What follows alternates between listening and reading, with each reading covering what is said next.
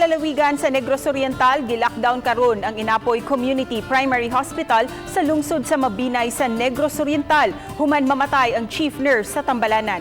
Nagpositibo sa COVID-19 ang namatay nga chief nurse nga taga Negros Occidental nga mo'y hinungdan sa pag-lockdown sa Tambalanan. Matud ni Assistant Provincial Health Officer Dr. Lilan Estasyon, dili una mudawat og mga pasyente ang Tambalanan sulod sa 14 ka adlaw nga lockdown.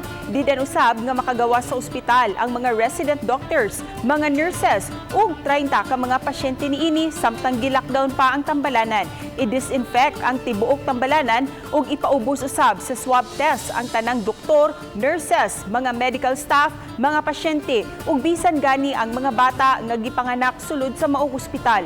Subay niini sa silingang mga ospital una dadon ang mga pasyente. Pila ka adlaw namatay siya. So nasoban siya and then pag swab niya positive siya. So na siya contact sa atong mga staff